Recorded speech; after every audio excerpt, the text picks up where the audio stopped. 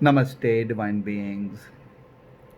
This is the age of the pandemic when we all collectively are experiencing challenges as one humanity.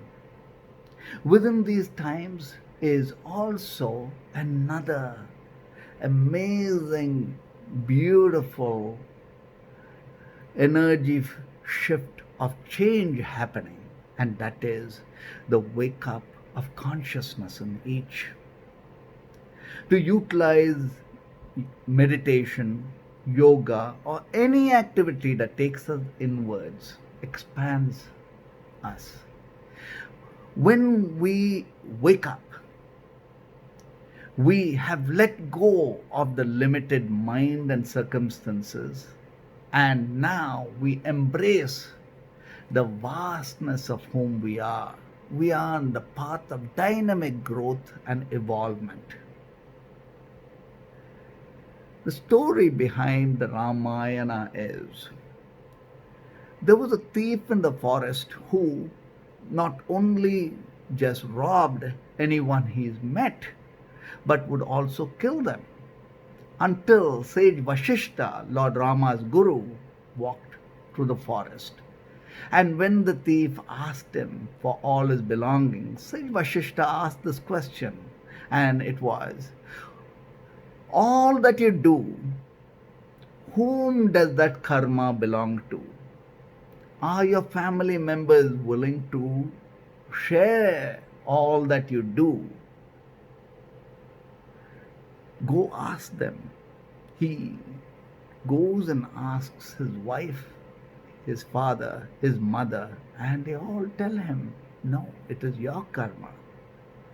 You have a choice of livelihood.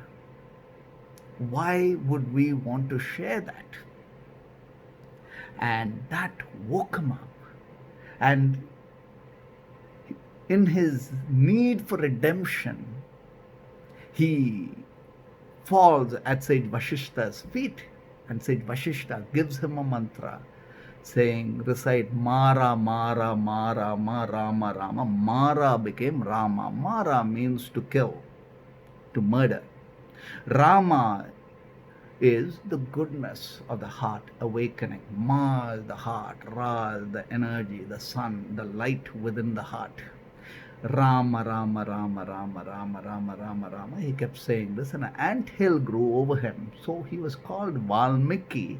That later, when sage Vashishta came and woke him up, he was now a sage, and he is the one who wrote the Ramayana. This is the potential of consciousness to not just awaken and dismantle the limited of whom we are, but also to awaken us to our highest path, the greatest potential, and to move the frontiers beyond for humanity in whom we are. In this age of awakening, consciousness is truth. The age of truth, the age of consciousness is within each of us now.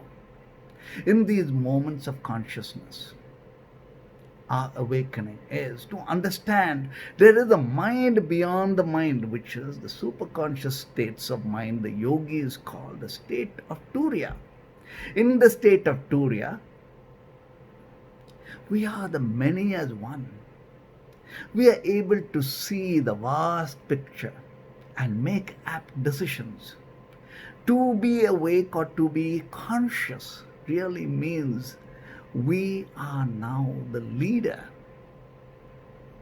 moving forward from our knowing. When we awaken to understand the innermost Guru awake, self-knowledge, now we are liberated to be the scriptures of the moment and not tied down in any way to dogma or the limitations of what has been placed before us as in thought, as in mind, and as in circumstances. So, as one in consciousness, we are the divinity in the human. And where consciousness is, peace, good health, abundance in all its forms, harmony within, and the joys of coexistence simply as natural unfoldings of consciousness is our inherent, intrinsic birthright. Divine beings, step into ourselves. Through this period of time, we are rapidly evolving to being the vaster self. When the mind is subdued into a single point, infinity, the mind of pristine clarity simply happens. When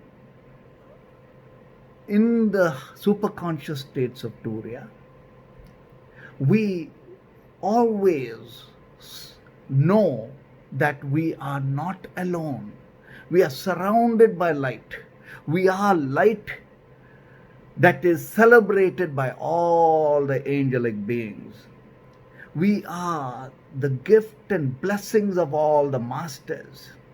Receive all of the wisdom as our thought, as our wisdom.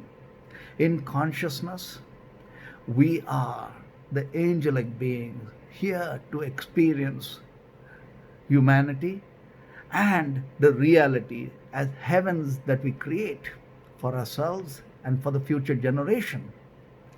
So, in celebrations of ourselves and through these times, we know we are the oneness that we have invoked.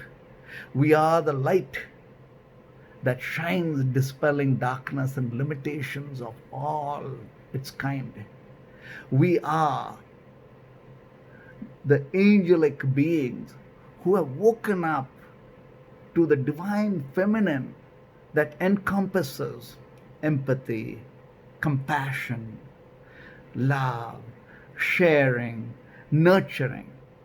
These are the basics of being human, the basics of being conscious as one in oneness.